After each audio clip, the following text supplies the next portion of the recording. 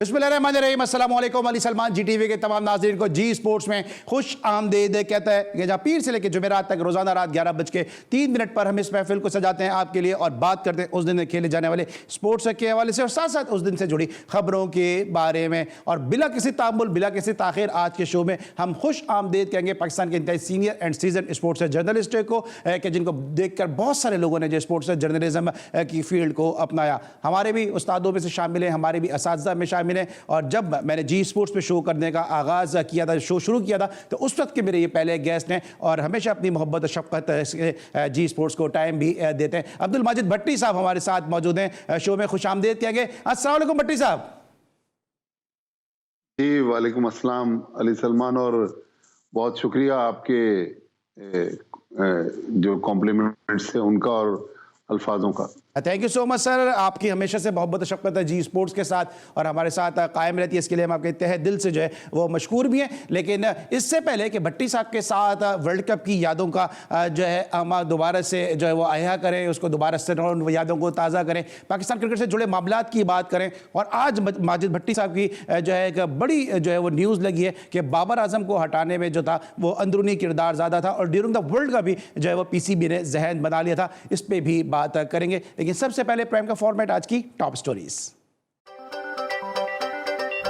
कौमी cricket team के दौरे ऑस्ट्रेलिया के लिए टीम मैनेजमेंट और कोचिंग स्टाफ का ऐलान। Mohammad Hafeez director Pakistan team, Umar Gul fast bowling coach, Saeed Ajmal spin bowling coach और नवीद अकरम चीमा टीम मैनेजर मुकर्रर। मैं यहाँ नौकरी करने नहीं आया, मैं खिदमत करने आया हूँ। ऑस्ट्रेलिया में शिकस्त की जिम्मेदारी मैं खुद लूंगा। मौजूदा सेटअप में अभी हेड कोच की जरूरत नहीं। मोहम्मद हफीज। PCB ने नेशनल T20 टूर्नामेंट में आजम खान पर बैट पर फलस्तीन का झंडा लगाने के बाद आयद होने वाला जुर्माना खत्म कर दिया। कौमी क्रिकेटर सुहेब मकसूद और आमिर यामीन से रिश्वत वसूल करने वाले 4 पुलिस एहलकारों को गिरफ्तार कर लिया गया। हर प्लेयर IPL खेलना चाहता है, अगर मुस्तकबिल में मौका मिला तो जरूर खेलूंगा। हसन अली। नामीबिया ने ICC men's T20 cricket world cup 2024 के लिए क्वालिफाई कर लिया। English Premier League points table पर आर्सेनल ने दिफाई चैंपियन मैनचेस्टर सिटी से पहली पोजीशन छीन ली। जी नाज़रीन, ये थी आज की टॉप स्टोरीज़ और इन टॉप स्टोरीज़ में आपने बहुत सारी खबरों को देखा। अब्दुल माजिद भट्टी साहब हमारे साथ मौजूद हैं। सबसे पहले तो हम बात करेंगे उस नाखुशगवार वाक़े की जो आमिर यामीन के साथ और शुएब मकसूद के साथ पेश आया। और ये दोनों जो है इनके साथ जो नाखुशगवार वाक़े पेश आया, इसमें भट्टी साहब ने भी जो है वो सिंध हुकूमत को प्रेज़ किया। और जब तस्वीर आई उन पुलिस एहलकारों की कि जिन्होंने ये तमाम मामलात में इन्वॉल्व थे, तो उस पर यकीनी तौर पर जो है वो जो एक्शन लिया गया। इस मुद्दे पे गुफ्तगू करने के लिए अब्दुल माजिद भट्टी साहब के साथ साथ शुएब मकसूद हमारे साथ मौजूद हैं। शो में खुश आमदीद कहेंगे पाकिस्तान के इंटरनेशनल क्रिकेटर शुएब मकसूद को। अस्सलाम वालेकुम शुएब, कैसे हैं आप? वालेकुम सलाम जी अली भाई, अल्लाह का शुक्र, ठीक ठाक। आप सुनाएं? मैं बिल्कुल ठीक हूँ और मेरे साथ senior and seasoned sports journalist Abdul Majid Bhatti साहब भी मौजूद हैं। सबसे पहले तो ये बताइएगा शुएब मकसूद कि तमाम वाक़या था क्या, क्योंकि आपने एक आपकी ऐसी नेचर नहीं है, क्योंकि मैं आपको एक तवील अरसे से जानता हूँ कि आप सोशल मीडिया पर इस तरह की बातें आप शेयर करते नहीं हैं, लेकिन यकीनी तौर पर आपको दुख पहुँचा होगा, आप तकलीफ में होंगे जब भी आपने जो इस तरह का ट्वीट किया। बिल्कुल अली भाई, एक्चुअली जो ट्वीट करने की वजह थी ना, जो फर्स्ट टाइम जब हमारे साथ ये हाईवे पे हुआ है, एक्चुअली वो काफी टेरिफाइंग था because it was late night और ऐसे सुनसान इलाके में हाईवे पे गाड़ी रोकना, आई डोंट थिंक कि अगर किसी को पीछे से ऑर्डर हो किसी गाड़ी को रोकने का, ऐसे अलाउड है गाड़ी रोकना। उन्होंने गाड़ी रोकी, उसके बाद उन्होंने गाड़ी के डॉक्यूमेंट चेक किए, सब कुछ चेक किया, फिर उनको कोई रीजन नहीं मिली तो गाड़ी की जी आपकी लाइट्स काफी हाई हैं, कभी बंद हो रही है कभी जल रही है, जो कि बिल्कुल बुलशिट था, ऐसा कुछ था नहीं। उसके बाद उन्होंने कहा जी इसकी आपको थाने चलना पड़ेगा, आपको 1.5-2 लाख का जुर्माना लगेगा। मैंने कहा किस लिए लगेगा? हाई बीम पे चलाने का जुर्माना। मैंने कहा चले जी, अव्वल तो हाई बीम में पाकिस्तान में 90% लोग गाड़ी चलाते हैं, अगर उस पर ट्रैफिक पुलिस चलान करते तो समझ भी आती, लेकिन इसमें थाना जाना या ये कुछ चीज समझ नहीं आ रही। कहते अच्छा जी आप अगर थाना चलना चाहते हैं तो थाना चलने, वरना ये आप 15,000 रुपए दें मामले को खत्म करें। मैंने कहा क्यों 15,000 में आपको क्यों दूं? तो कहता अच्छा अब आप हमें कानून सिखाएंगे। चाहो पीछे कोई बंदा था जो दूसरा साथी था, उनको उन्होंने बोला कि यार ये डाला लेके आओ, इनकी गाड़ी पकड़ो, इनको अंदर डालो। अब वो रात 1:30 बजे का टाइम था, सुनसान सी जगह थी, हम बहुत डर गए, मैं भी और आमिर भी। तो आमिर ने मुझे बोला कि शुएब भाई जो भी, फिर हमने उनको बोला कि यार हमारे वॉलेट में 15,000 रुपए तो नहीं पड़ेगी, जितने पड़े हैं उतने। मेरे वॉलेट में कुछ 7-8 हज़ार रुपए थे, जो भी थे वो हमने उनको दिए और हम वहां से निकल गए। उस वक्त तक मैंने ट्वीट करने का नहीं सोचा, लेकिन कोई 30 से 40 किलोमीटर बाद दोबारा वही सीन हमारे साथ हुआ कि जब हम गाड़ी चला रहे थे और रोड के आगे 2 पुलिस वाले फिर खड़े हुए थे रोकने के लिए। वहां पे मैंने गाड़ी नहीं रोकी और मैं निकल गया, और मैं बहुत डरा जब मैं वहां से निकला। उसके बाद हमने 20-25 किलोमीटर गाड़ी चलाई और हम डरे हुए थे, तो हमने वहीं पे करीब सक्कर के करीब एक होटल लिया, रात को हम फिर उधर रह गए, फिर सुबह निकले। तो ट्वीट वहां पे हमने जाके सोचा कि यार हमें ट्वीट करनी चाहिए कि इट वाज नॉट बिकॉज हमें कोई पैसे चाहिए थे। जब एसएसपी साहब ने भी उस बंदे को पकड़ा जिसको मैंने आइडेंटिफाई किया, तो एसएसपी साहब ने मुझे बोला कि वो मान गया है कि उसने 8,000 रुपये लिए हैं, आप बताएं कि आपको कहाँ पे हमने भेजने हैं। मैंने कहा सर मुझे पैसे नहीं चाहिए, आप वो कहीं पे चैरिटी कर दें, लेकिन मेरा मेन मकसद था कि इस तरह के जो लोग हैं वो पकड़े जाने चाहिए, ताकि नेशनल हाईवे पे, एक तो वैसे ही वो थोड़ा सुनसान इलाका है, तो लोगों के लिए बहुत टेरिफाइंग होता है इस तरह। अगर अच्छा साहब, आगे भी एक फैमिली को रोका ये बताइएगा, आपने उनको तारुफ कराया था कि आप और आमिर यामीन पाकिस्तान के इंटरनेशनल क्रिकेटर है, पाकिस्तान की प्राइड है? सर बिल्कुल बढ़ाया था, उसके बाद उन्होंने पैसे बढ़ा दिए थे। अच्छा ठीक है। अच्छा, अब्दुल माजिद भट्टी साहब भी मेरे साथ मौजूद हैं। सर कुछ सवाल करना चाहेंगे आप? नहीं, मैं देखें, बहुत एक अनफॉर्चुनेट वाकया हुआ और हमारे क्रिकेटर्स हैं और नेशनल T20 टूर्नामेंट का। ठीक है। अच्छा शोएब, आखिरी अली मेरी आवाज आ रही है आपको? जी सर आ रही है, आप क्वेश्चन कर सकते हैं सर, आवाज आ रही है। नहीं, मैं देखें, बहुत अफसोसनाक बात है, नहीं होना चाहिए था वाकया, लेकिन शोएब मकसूद के ट्वीट में एक मुझे छोटा सा एतराज था। मैंने कहा कि इन्होंने पूरे सिंध पे सवाल उठा दिया, तो सिंध में तो अब्दुल सत्तार ईदी, डॉक्टर अदीबुल हसन रिजवी और बहुत सारे अच्छे लोग भी हैं। सवाल उठाया था, सिंध पे नहीं उठाया था। लेकिन शोएब, जो भी भट्टी साहब बात कर रहे हैं, हो सकता है कि आपका वो कॉन्टेक्स्ट नहीं हो, लेकिन आपके ट्वीट से जो एक इंप्रेशन है आया था, ऐसे ही आया था कि जैसे आप पूरी सिंध पे वो कर रहे हैं। लेकिन अब चलें, वो ठीक है, आप अली भाई उसके आगे मैंने उसको मैंने ब्रीफ भी किया था कि ऐसे कभी मेरे साथ केपी में या पंजाब में या किसी भी सूबे में ऐसा नहीं हुआ कि पुलिस ने ऐसे रोक के डराया हो या कुछ कहा हो। तो it was all related to the behaviour of the police, not related to Sindh. Karachi में हम लोग बहुत रहते हैं, कराची तो हमें कराची उतना ही प्यारा है, सिंध उतना ही प्यारा है जितना मुल्तान प्यारा है। It was not related to that. नहीं, बिल्कुल सही है। चले, आप उस वक्त तकलीफ में थे, दुख में थे, ठीक है, हम समझ सकते हैं आपके इस फीलिंग्स को, सेंटिमेंट्स को समझ सकते हैं। लेकिन जहां तक ये बात है कि जो लोग भी इससे ये समझ रहे कि शोएब मकसूद ने शायद इस तरह से किया था। शोएब, मुझे वो वाकया याद आ रहा है कि जब आपने कराची के एक होटल में अपनी जान की परवाह ना करते हुए उस होटल में आग लगी थी। भट्टी साहब भी मुझसे इंतहाई सीनियर, इनको भी याद होगा कि जब होटल में आग लग गई थी तो आप अपनी जान की परवाह ना करते हुए आपने उन लोगों की जान बचाई थी जब आप डोमेस्टिक सीजन कराची में खेल रहे थे। सर बिल्कुल, वो भी सिंधी फैमिली थी एंड वो अभी तक we are still in touch. और कभी भी वहाँ दादू वाली साइड पे जाए तो 1-2 दफा मैं उनके घर भी गया हूँ, तो बहुत प्यार वाले लोग हैं सिंध वाले। तो it was not related to that. मेरा जो भी बात थी, जो भी ट्वीट थी, it was related to the behaviour of the police.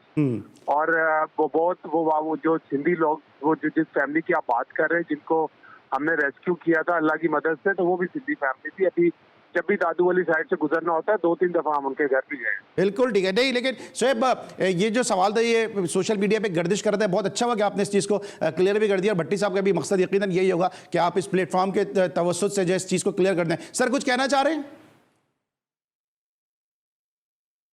जी, मैं ये कहना चाह रहा हूँ कि शोएब वाकई अफसोसनाक वाकया था, नहीं होना चाहिए था, रात का टाइम था। और बिल्कुल आपका सही तज्जिया है कि बहुत खतरनाक बेल्ट है वहां पर, तो बंदे की वैसे ही जान हथेली पे होती है। तो आईजी साहब ने जिस तरह आपके इस ट्वीट के बाद पहले तो मीडिया ने इस मामले को उठाया, फिर आईजी साहब ने शोएब जिस तरह उस पर रिएक्ट किया और पुलिस ने एक्शन लिया, तो अब तो कई घंटे गुजर गए, बल्कि इंटरनेशनल मीडिया पर भी ये स्टोरी है। तो अब आप क्या कहना चाहेंगे, ओवरऑल किस तरह सम अप करना चाहेंगे इस पूरे इशू को?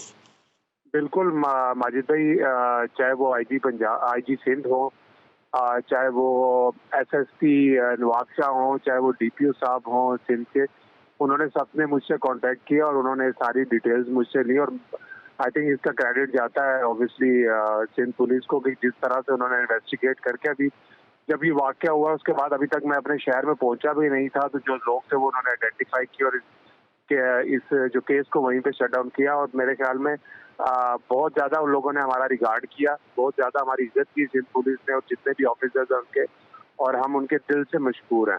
ठीक है। वी वर नॉट एक्सपेक्टिंग इतना तेज भी एक्शन हो सकता है, लेकिन बहुत बहुत खुशी हुई कि, और मेरी लेकिन शोएब आप सफर में थे, शोएब आप सफर में थे, सबसे ज्यादा इस मीडिया ने इस आपके इशू को हाईलाइट किया, जिसके बाद फिर पुलिस एक्शन में आई। बिल्कुल बिल्कुल, आप बाजिद भाई बिल्कुल ठीक कह रहे हैं। मैंने तो ट्वीट की थी, 2 घंटे बाद मैंने देखी तो वो कोई हजारों की तादाद में रीट्वीट्स हुई थी, और उसमें जितने भी हमारे इवन स्पोर्ट्स जर्नलिस्ट भी हैं सारों ने उस पर आवाज उठाई थी। ऑब्वियसली जब मीडिया आवाज उठाता है तब भी एक्शन होता है, सिर्फ हमारी नहीं बिल्कुल सही भी, हमारा फर्ज भी था और आपका हम पे कर्ज भी था, क्योंकि आप पाकिस्तान का आपने सब सितारा पहना हुआ है, पाकिस्तान को आपने रिप्रेजेंट किया हुआ है, तो ये हम सबका फर्ज भी था। और माजिद भट्टी साहब जैसे सीनियर स्पोर्ट्स जर्नलिस्ट ने बिल्कुल सही कहा कि मीडिया ने इस चीज़ को हाईलाइट भी किया, जिसकी वजह से ये तमाम तर एक्शन भी हुआ। लेकिन अच्छी बात यह है कि आपने उस मामले को बड़ी खुशउस्लूबी के साथ तय किया और ये मामला जो था अब अपने इख्तिताम को पहुँचा है। जो इस बात के मरकजी किरदार थे वो अपने कैफरे किरदार तक पहुँच गए। इस हवाले से सिंध पुलिस को भी और जो इंटीरियर मिनिस्ट्री ऑफ सिंध है उसको भी हम क्रेडिट देना चाहेंगे। इस पर लेंगे हम एक ब्रेक, और जब ब्रेक के बाद वापस आएंगे तो अब्दुल माजिद भट्टी साहब से बात करेंगे क्रिकेट से जुड़े बहुत सारे मामला के हवाले से। अभी रिसेंटली पूरा इंडिया में वर्ल्ड कप कवर करके आए, वहां इन्होंने क्या देखा, कैसा माहौल देखा, ये सब आज के प्रोग्राम में मौजूद सुखद बनाएंगे senior sports journalist Abdul Majid Bhatti साहब से एक छोटे से ब्रेक के बाद।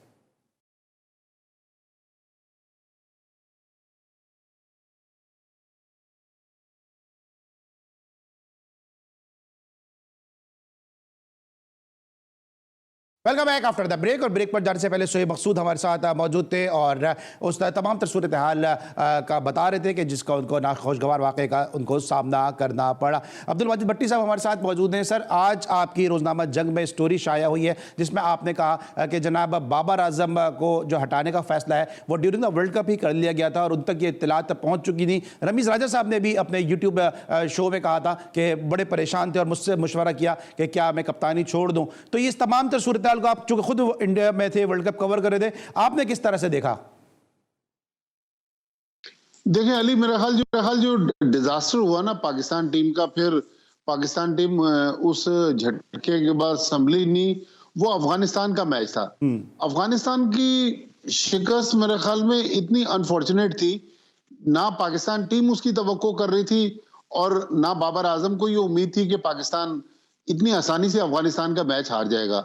फिर उसके 2-3 दिन बाद उसी ग्राउंड पर पाकिस्तान आखिरी ओवर में जाके साउथ अफ्रीका के खिलाफ हारा। मेरे ख्याल में वहां उस मैच में बाबर आजम की कप्तानी बिल्कुल एक्सपोज हो गई कि उसामा मीर का ओवर बाकी था, इन्होंने मोहम्मद नवाज को ओवर दे दिया। आपको याद होगा T20 वर्ल्ड कप में भी मोहम्मद नवाज ने आखिरी ओवर में पाकिस्तान को मैच हरवा दिया था। तो मेरे ख्याल में बाबर आजम की प्लेयर और एज ए बैट्समैन उनकी सलाहियतों पर किसी को शक नहीं, दुनिया के जाने माने बैट्समैन हैं, लेकिन बाबर आजम लग रहा था कि कप्तानी में थोड़ा प्रेशर फील कर रहे हैं। बल्कि आज तो मोहम्मद हफीज ने भी अपनी प्रेस कॉन्फ्रेंस में कह दिया कि कोई कुछ भी कह दे, बाबर आजम प्रेशर में नजर आ रहे थे। और वाकई ये तो अब हर आदमी भारत में कह रहा था कि पाकिस्तान टीम अगर कोई बेहतर कप्तान होता तो 5वें के बजाय 4थे नंबर पे भी आ सकती थी, अगर 5वें में भी आती तो बेहतर अंदाज में फिनिश करती। लेकिन कहीं ना कहीं एक तो एरोगेंसी बाबर आजम की कि बाबर आजम मनमानियां कर रहे थे, अपनी मर्जी की सिलेक्शन कर रहे थे, फिर जिन लड़कों को वो लेके चल रहे थे वो डिलीवर करके नहीं दे रहे थे। तो मेरे ख्याल में ये होना था। क्रिकेट बोर्ड ने उसके बावजूद बाबर आजम को टेस्ट मैच की कप्तानी ऑफर की, लेकिन उन्होंने भी नविश्ता दीवार पढ़ लिया था। लेकिन अली, वर्ल्ड कप पे जाने से पहले आज जो हुआ, 18 मेंबर पाकिस्तान टीम के साथ मैनेजमेंट अनाउंस हो गई। चले, दुनिया में बड़ी बड़ी टीम मैनेजमेंट्स होती हैं।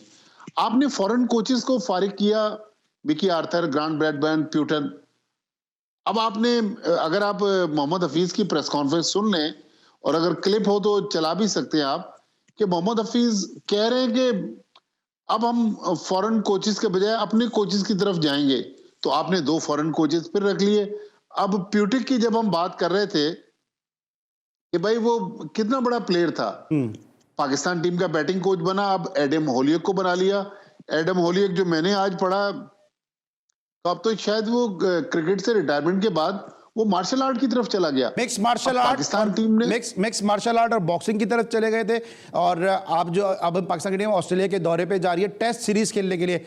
हैरानकुन बात और दिलचस्प बात यह कि एडम होलियक ने ऑस्ट्रेलिया में कभी टेस्ट क्रिकेट खेले ही नहीं। और दूसरी बात उन्होंने वहां पे 11 वनडे में इंटरनेशनल मैचेस खेले और 15 की औसत से उन्होंने वहां रन्स किए हैं। देखिए, मेरा ख्याल में जो नए लोग आते हैं ना क्रिकेट बोर्ड में या क्रिकेट बोर्ड के सेटअप में, वो शायद सबक नहीं सीखते। देखें, मेरा मिकी आर्थर से कोई ताल्लुक नहीं है, लेकिन मेरा ख्याल फॉरेन कोचेस को इस तरह, जिस तरह हमने मिकी आर्थर और दूसरे कोचेस को निकाला, मतलब हमने तो ये कहा था कि वो नेशनल क्रिकेट एकेडमी में काम करेंगे, अपने मुल्क कैसे चलेंगे। तकरीबन करोड़ सवा करोड़ पे 3 कोचेस ले रहे थे, या तो आप उनको फारिग कर देते, फिर आपने 2 और कोचेस रख लिए। तो मतलब आपकी अपनी गुफ्तगू में कंट्रडिक्शन है ना। अगर दुनिया में कोचेस की वजह से कोई टीम जीती, तो ये फिर अरब मुल्कों की सारी टीमें हर खेल में वर्ल्ड चैंपियन होती। वो तो बड़े बड़े कोचेस ले आते और कोचेस बटन दबाते और प्लेयर जो हैं वो टीम को विनिंग टीम में तब्दील कर देते। मेरा ख्याल अगर कोचेस आपको रखने, चाहे मिकी आर्थर रखें, चाहे एडम होलियक रखें, मोहम्मद हफीज रखें, XYZ किसी को भी रखें, लेकिन अली सलमान, आपने भी इतनी क्रिकेट कवर की है, जब तक आप टाइम नहीं देंगे, कोई कोच ओवरनाइट आपको रिजल्ट नहीं लेके देगा। ये अगर कोई समझ रहा है कि भाई रातों रात ये टीम का हुलिया तब्दील हो जाएगा, कोचेस के आने से कोई फर्क नहीं पड़ रहा। वो जो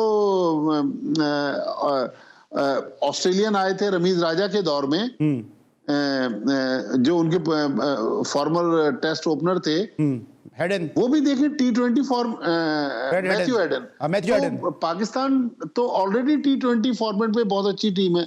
तो मेरे ख्याल में कोचेस से अगर हम ये तवक्को कर लें, या तो आप टाइम दे दें जिसको भी रखें। अब देखें ना, ज़का अशरफ के पास खुद टाइम नहीं है, वो कोचेस को क्या टाइम देंगे। ठीक है, ठीक है। अच्छा सर, अब ये जो मौजू थोड़ा सा इधर आ गया, लेकिन मैं जरा वर्ल्ड कप की आपकी यादों को जरा शेयर करना चाह रहा हूँ और मेमोरीज को रिकॉल करना चाह रहा हूँ। आपने वहाँ पूरा पाकिस्तान का जो सफ़र था उसको आपने कवर किया। एरोगेंस की आपने बात की, तो क्या नेट सेशन में, प्रैक्टिस में आपने देखा कि टीम हमारी जल थी? आपको टीम जो थी वो टुकड़ों में बटी हुई नजर आ रही थी या ग्रुप में नजर आ रही थी? ग्रुपिंग नजर आई आपको? नहीं, मैं नहीं। देखें, ये कहना सरासर नाइंसाफी होगी कि ग्रुपिंग में थी। अब देखें, दिलों का हाल तो अल्लाह को पता है, लेकिन बज़ाहिर जिस तरह हम नेट्स में देखते थे, लेकिन मुझे एक बात आज भी मैं किसी से डिस्कस कर रहा था और पाकिस्तान टीम के किसी प्लेयर से डिस्कस कर रहा था कि ईडन गार्डन्स कलकत्ता में जब फील्डिंग कोच आफ्ताब खान आए, तो उन्होंने कहा कि मैं वो कोचिंग कर रहा हूं पाकिस्तान टीम में आके, जो एक बेसिक कोचिंग होती है जो डोमेस्टिक क्रिकेट और नेशनल हाई परफॉर्मेंस सेंटर या नेशनल क्रिकेट एकेडमी में की जाती है। मैं पाकिस्तान टीम में वो कोचिंग कर रहा हूं। तो इसका मतलब है कि हमारे प्लेयर्स की जो अहलियत है या उनका जो सीखने का स्टैंडर्ड है या हमारा डोमेस्टिक क्रिकेट का जो स्टैंडर्ड है, उसमें तो आफ्ताब खान अपनी मासूमियत में सवाल तो उठा के चले गए, लेकिन आपका जो सवाल था ऐसा कुछ भी नहीं था। मेरे ख्याल में टीम जेल थी, लेकिन टीम इस बड़े टूर्नामेंट के प्रेशर को बर्दाश्त नहीं कर सकती। अच्छा सर, मुझे ब्रेक पे जाना है, लेकिन मैं मौजू को वाइंड अप करना चाह रहा हूं, तो मुझे जरा क्विकली बता दीजिएगा कि क्या ये बाबर आजम की कप्तानी के हटने के मामले में और अभी रिजवान के बारे में खबरें आ रही हैं कि वो मुल्तान सुल्तान को छोड़ के जा रहे हैं, ये जो एक शोशा चला है कि जी जो सैरोगेट का जो शोशा चला है, क्या इसका भी कोई बहुत बड़ा इंपॉर्टेंट रोल है? क्योंकि दोनों ने स्टिकर लगाने से मना कर दिया था। देखिए, सैरोगेट तो एक इशू तो है कि इतना पैसा स्पॉन्सर्स नहीं दे रहे जितनी सैरोगेट कंपनीज दे रही हैं। तो हो सकता है कि इसके पसे पर्दा कहानियों हमारे दोस्त राशिद लतीफ इस पे अक्सर कुछ ना कुछ अपने जज्बात और ख्यालात का इजहार कर रहे होते हैं, लेकिन मैं आपको दयानतदारी से कहता हूँ, मेरे पास इस बारे में कोई मुसद्दिका बात नहीं है, इसलिए मैं माजरत चाहता हूँ। अगर कुछ कहानी अनफोल्ड हुई तो इंशाल्लाह जिंदगी रही तो फिर किसी और आपकी निशेष में इस पे मजीद बात करेंगे इंशाल्लाह। ठीक है, माजिद भट्टी साहब हमारे साथ मौजूद हैं, इस वक्त लेंगे ब्रेक, और जब ब्रेक के बाद वापस आएंगे तो और बहुत सारे जो पाकिस्तान क्रिकेट बोर्ड से जुड़े हुए हैं, पाकिस्तान क्रिकेट से जुड़े हैं, पाकिस्तान का डोमेस्टिक T20 टूर्नामेंट जारी है, इसके हवाले से गुफ्तगू करेंगे senior and sports journalist Abdul Majid Bhatti साहब से। मिलते हैं एक ब्रेक के बाद।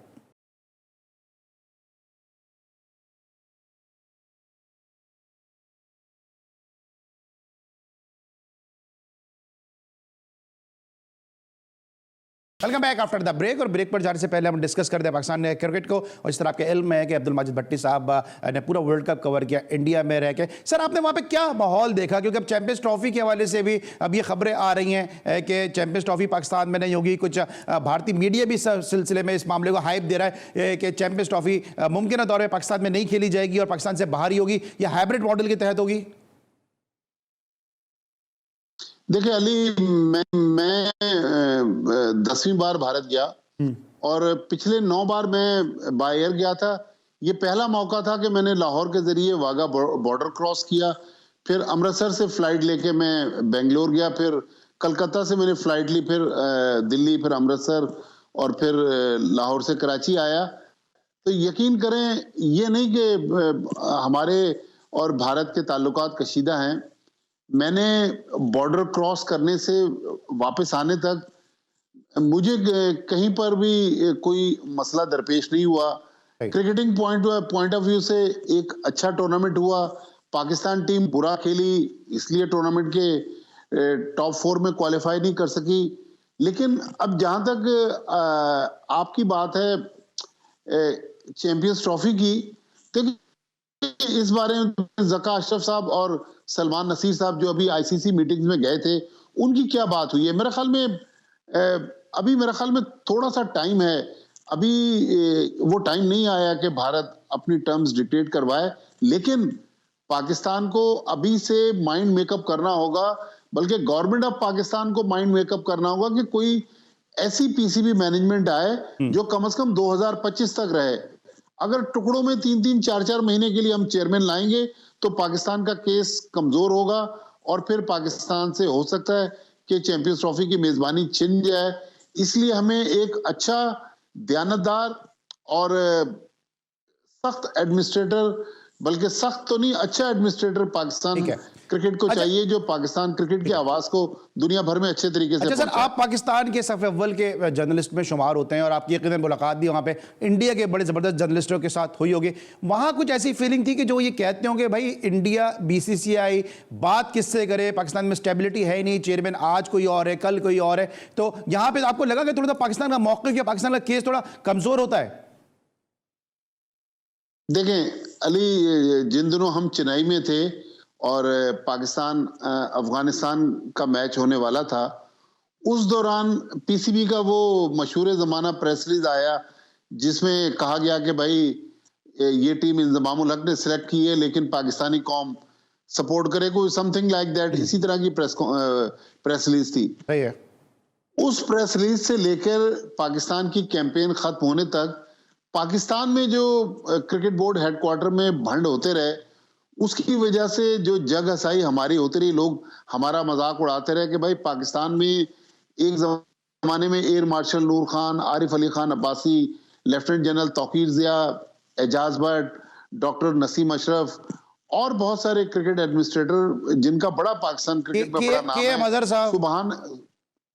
के अजहर, सुभान अहमद भी, देखें उन्होंने भी पाकिस्तान क्रिकेट के लिए अच्छा वक्त गुजारा।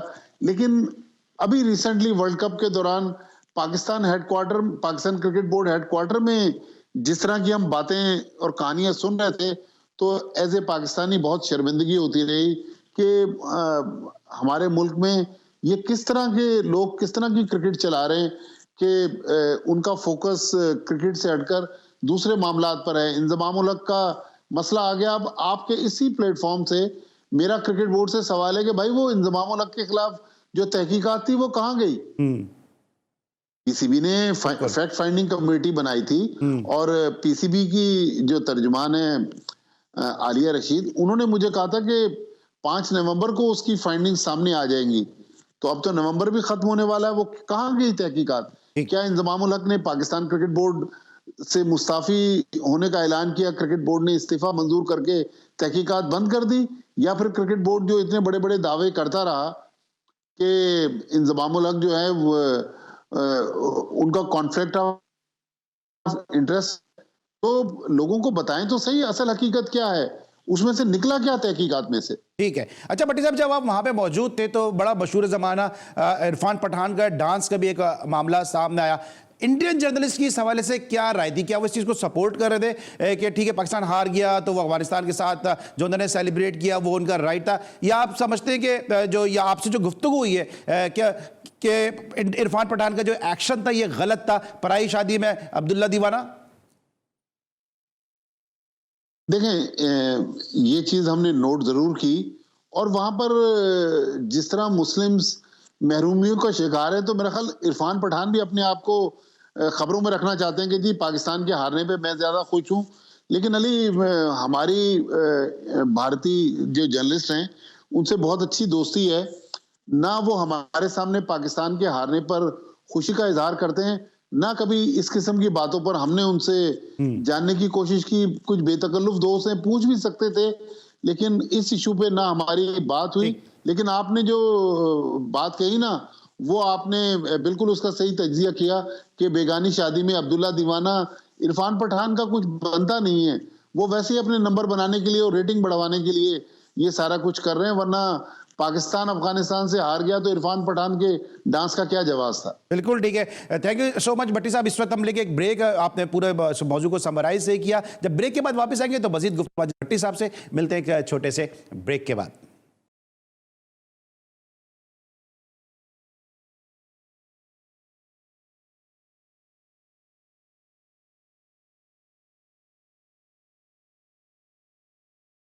Welcome back after the break. और ब्रेक पर जाने से पहले हम डिस्कशन कर रहे थे पाकिस्तान टीम के हवाले से, और साथ साथ अब जो मौजूदा हालात हैं उनको डिस्कस करेंगे। अब्दुल माजिद भट्टी साहब हमारे साथ मौजूद है, पाकिस्तान को नमर सहाफ़ी और सीनियर स्पोर्ट्स जर्नलिस्ट है। भट्टी साहब, आज मोहम्मद हफीज़ ने एक प्रेस कॉन्फ्रेंस की है, उस प्रेस कॉन्फ्रेंस के जो मंदरजात उसमें मैं बाद में आता हूँ, लेकिन आज उन्होंने एक बड़ी अजीब सी बात कर दी, क्योंकि जब वो खेल रहे थे तो वो मोहम्मद आमिर के खिलाफ कहते थे कि फिक्सर को मौका नहीं मिलना चाहिए दोबारा पाकिस्तान के लिए खेलने का।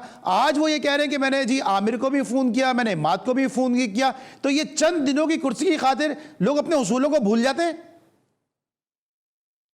मेरा ख्याल अली, मोहम्मद आमिर ने भी सजा काट ली, और मोहम्मद हफीज अब चूंकि ऐसी कुर्सी पे बैठे हुए हैं जहां शायद उन्होंने भी अब दरगुजर से काम लिया, लेकिन जब हमने बड़े बड़े लोगों को मौके दे दिए पाकिस्तान क्रिकेट में, तो मोहम्मद आमिर को भी अब, हालांकि मेरी कोई मोहम्मद आमिर से दोस्ती नहीं है, मोहम्मद आमिर से मेरा कोई ऐसा ताल्लुक नहीं है, लेकिन जब हमने बाकी लोगों को छोड़ दिया, वो पाकिस्तान के लिए खेल रहे हैं, तो फिर मोहम्मद आमिर को भी छोड़ देना चाहिए।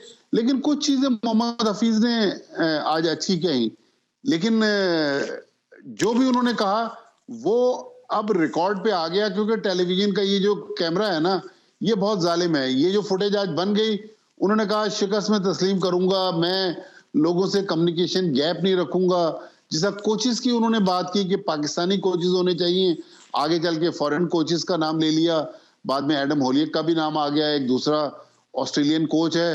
लेकिन मेरा ख्याल में थोड़ा सा हकीकत पर मबनी उनकी प्रेस कॉन्फ्रेंस थी, हालांकि बात जगहों पर मुझे उनसे कुछ बातों पे इख्तलाफ भी था, लेकिन ओवरऑल उन्होंने एक अच्छी क्रिकेटिंग प्रेस कॉन्फ्रेंस की। उम्मीद है कि जो आज उन्होंने बातें कह दी, उन्हीं बातों को वो पाकिस्तान टीम के डायरेक्टर के तौर पर रहते हुए कायम रखेंगे। लेकिन अली सलमान, जो मेरा असल सवाल है, आपने मोहम्मद हफीज को रख लिया, 2 ऑस्ट्रेलियन आज रख लिए, आपने उमर गुल को रख लिया, सईद अजमल को रख लिया, इनके ओहदे की मयाद कितनी है ये आज तक किसी ने नहीं पूछा। और जिन्होंने रखा वो कब तक है, ये भी एक बड़ा सवाल है कि रखने वाले को भी नहीं पता वो कब तक है, और आने वालों को भी नहीं पता कि वो कब तक है। अच्छा सर, ये जो हम बात करते हैं डोमेस्टिक क्रिकेट को अहमियत दो, जिस तरह कहते हैं ना वोट को इज्जत दो, तो डोमेस्टिक क्रिकेट को इज्जत दो, इसको अहमियत दो। ये जो वहाब रियाज इतना जो आसानियां कंफर्ट जोन दे रहे हैं हारिस रऊफ को, इस हवाले से क्या कहेंगे कि एक बंदा जो फर्स्ट क्लास क्रिकेट ही नहीं खेलता, आप उसको टेस्ट क्रिकेट की ऑफर कर रहे हैं और फिर ये कह रहे हैं आप अपनी मर्जी के ओवर कराएं। ऐसा कभी क्रिकेट में हुआ है कि अपनी मर्जी से बंदा ओवर कराए, अपनी मर्जी से जो वो मैनेज करे मैच को? देखें अली, मैं इंतहाई अदब के साथ आपसे इख्तलाफ करूंगा कि जब बी कैटेगरी ले ली हारिस रऊफ ने और उसने ये कहा कि जी 40-44 लाख रुपए महीने के ले रहा है, तो आप वनडे क्रिकेट में 10 ओवर करवाते हैं तो टेस्ट मैच में आप 12-14 ओवर दिन में करवा लेते, या तो आप सेंट्रल कॉन्ट्रैक्ट लेते हुए मना करते ना कि मुझे बी कैटेगरी नहीं चाहिए। और जो आज मोहम्मद हफीज ने बात की कि फिजियो की रिपोर्ट के मुताबिक वो टेस्ट क्रिकेट के लिए फिट हैं, अगर पैसे पूरे ले रहे हैं, फिट हैं, तो फिर नेशनल ड्यूटी से आप कैसे मना कर सकते हैं? चलें थोड़ी देर के लिए आपकी बात भी मान ली कि उन्होंने हकीकत पसंदी से काम लिया हारिस ने और मना कर दिया, लेकिन अगला सवाल यह कि आप बिग बैश भी खेलने जा रहे हैं, तो ये मफादात का टकराव तो है कि आप नेशनल ड्यूटी मना कर रहे हैं ऑस्ट्रेलिया में खेलने से और ऑस्ट्रेलिया में बिग बैश खेलने जा रहे हैं। और या तो ये आप जिस तरह इमाद वसीम थे, आज उन्होंने बताया कि इमाद वसीम ने सेंट्रल कॉन्ट्रैक्ट साइन ही नहीं किया था, उनकी रिटायरमेंट ठीक है, लोगों ने उनको रिस्पेक्ट दी, तो हारिस रऊफ भी अगर उनको बिग बैश खेलनी थी और टेस्ट क्रिकेट मना करना था तो फिर सेंट्रल कॉन्ट्रैक्ट साइन नहीं करते ना। जब आपने सेंट्रल कॉन्ट्रैक्ट साइन कर ली और हाईएस्ट कैटेगरी है, ए के बाद बी कैटेगरी बहुत बड़ी कैटेगरी है, 40-44 लाख रुपए तो पाकिस्तान में बड़े बड़े मल्टीनेशनल कंपनीज के सीईओज भी नहीं लेते, वो पैसे जब आपको मिल रहे हैं तो फिर पाकिस्तान के लिए तो आपको खेलना तो पड़ेगा। बिल्कुल सही। लेकिन भट्टी साहब, मेरा भी सवाल करने का मकसद यही था, इस कॉन्टेक्स्ट में आप बात करें, मैं भी इसी कॉन्टेक्स्ट में बात कर रहा था कि हारिस रऊफ को पाकिस्तान को फौकियत देनी चाहिए और जब पाकिस्तान को जरूरत है तो उनको अपनी दस्तयाबी जाहिर करनी चाहिए। मेरा भी वही मौक़िफ़ था जिसकी आपने जो है वो तायद भी की और तस्दीक भी की है। लेकिन साथ साथ क्या पाकिस्तान में डोमेस्टिक क्रिकेट में जो हम मुख्तलिफ किस्म के मॉड्यूल्स लेकर आते हैं, कभी अब ऑस्ट्रेलिया का मॉड्यूल लेकर आ जाते हैं, कभी हम डिपार्टमेंट क्रिकेट को ख़त्म कर देते हैं, अगर आज हम घूम फिर के वापस शोएब मलिक की तरफ देख रहे हैं, वापस अहमद शहजाद की सेंचुरी की जो 50 की जो है वो झलकियाँ लगा रहे हैं सोशल मीडिया के ऊपर, सेंचुरी की झलकियाँ लगा रहे हैं, वापस आज हम बात करते हैं कि जी हारिस रऊफ को लेकर आ जाएं, तो फिर हमारे पास टैलेंट है नहीं डोमेस्टिक क्रिकेट में, या हम उस टैलेंट को जो है वो आगे लाना नहीं चाहते हैं?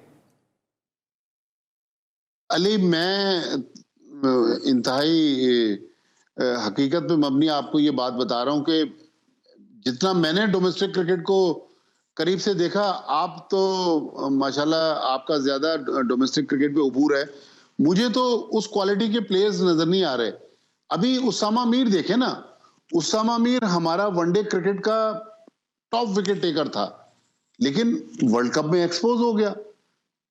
तो जब हमारे पास उस क्वालिटी का टैलेंट नहीं हो तो उसके बाद तो फिर हम शोएब मलिक और अहमद शहजाद की बात करेंगे ना। देखिए, उम्र में जब हमने 42-43 साल की उम्र में मिसबाह उल हक को खिला दिया, माजी में 40-41 साल की उम्र में यूनुस खान खेल गए, अगर ये फिट हैं, परफॉर्म कर सकते हैं तो ठीक है, इनको खिला दें। अब 34 साल की उम्र में हमने कप्तान भी बनाया शान मसूद को, हम नौजवानों को तो कप्तान नहीं बना रहे। ठीक है, तो मेरे ख्याल में अगर कोई लड़का फिट है, परफॉर्म कर रहा है, पाकिस्तान के लिए कर सकता है, तो उसको खिलाना चाहिए।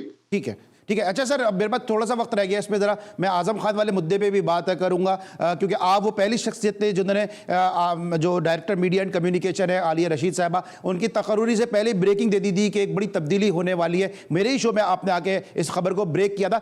ये जो क्रिकेट बोर्ड की जो पहले जुर्माना लगाया आर्टिकल 2.4 के तहत आज़म खान ने जो किया, बैट के ऊपर स्टिकर लगाया उन्होंने फ़लस्तीन का, उसके बाद अगर जुर्माना कर दिया था तो क्रिकेट बोर्ड क्या वजह है कि अपनी दी हुई सजाओं को खुद ही जो है वो ऑनर नहीं करता है? फिर मीडिया का प्रेशर आया और दीगर प्रेशर आए। मैं इस बहस में नहीं जा रहा कि आजम खान ने गलत किया या सही किया, लेकिन क्रिकेट बोर्ड एक इंस्टीट्यूशन है, एक इदारा है, फैसला करते हुए क्यों नहीं सोचता कि पहले उस पर जुर्माना लगाने से पहले सोचना चाहिए था? फिर जुर्माना भी वापस ले लिया। और आपने ये बात ट्विटर पे, सोशल मीडिया पे कही थी वर्ल्ड कप के दौरान कि जब एहसन इफ्तिखार नागी को वापस बुला रहे थे और एक सजा याफ्ता को जो वहां पे बतौर मीडिया मैनेजर भेज रहे थे, तो अपनी दी हुई सजाओं को जो है क्रिकेट बोर्ड क्यों नहीं ऑनर करता? देखिए, फलस्तीन के साथ हमारी एक जज्बाती वाबस्तगी तो है। एज ए पाकिस्तानी, मैं और आप, हम फलस्तीन के मौकिफ के साथ और मुसलमानों के साथ खड़े हुए हैं। लेकिन जब हम खेल की बात करते हैं, आपको पता है कि मेरे मोइन खान से फैमिली टर्म्स है, आजम मेरे भतीजे जैसा है, बिल्कुल बेटों जैसा है। लेकिन जब हम उसको एक बारीकबीनी से जायजा लेते हैं तो आजम खान को गेम में कम से कम ये चीज लानी नहीं चाहिए थी। मैं कह रहा हूं ना, आजम ने जो किया सो किया। क्रिकेट बोर्ड क्यों बिल्कुल मैच रेफरी ने बिल्कुल सही उनको सजा दी। क्रिकेट बोर्ड प्रेशर में आया, जो कल जमात इस्लामी ने मुजाहरा किया नेशनल स्टेडियम के बाहर ज़का अशरफ के खिलाफ। तो मेरे ख्याल में क्रिकेट बोर्ड को भी अपनी अदाओं पर गौर करना चाहिए। ठीक है, जो होना था हो गया। या तो फिर आप, जब मैच रेफरी इतने सेंसिटिव इशू पर सजा दे रहा था, उसने क्रिकेट बोर्ड के किसी बड़े से जरूर पूछा होगा। तो फिर या तो क्रिकेट बोर्ड के एंड पर ये गड़बड़ हुई है। लेकिन मेरे ख्याल में इस तरह सजाओं को वापस लेना, ये एक नेगेटिव तासुर जाता है। आइंदा मैच रेफरी भी घबराएंगे कि भाई हम प्लेयरों को सजा देंगे, हमारे फैसले वापस हो जाएंगे, तो हमारी भी सुबकी होगी। लिहाजा क्रिकेट बोर्ड को चाहिए कि कोई बड़े फैसले करने से पहले कानूनी राय भी उसमें ले ले और देखे कि उसके आफ्टर इफेक्ट्स क्या हो सकते हैं। ऐसा ना हो कि आईसीसी इंटरवीन कर दे। ठीक है, thank you so much Abdul Majid Bhatti साहब। सर, आप हमारे साथ मौजूद थे, आज आपने हमारे शो को रौनक बख्शी अपनी मौजूदगी, मतलब बहुत बहुत शुक्रिया। और यकीनी तौर पे आपको नाज़रीन ये शो पसंद आया होगा। आज के लिए बस इतना ही। अली सलमान को पूरी प्रोडक्शन टीम के साथ और senior and seasoned sports journalist Abdul Majid Bhatti के साथ इजाज़त दीजिए। अपना बहुत ख्याल रखिए। अल्लाह हाफ़िज़।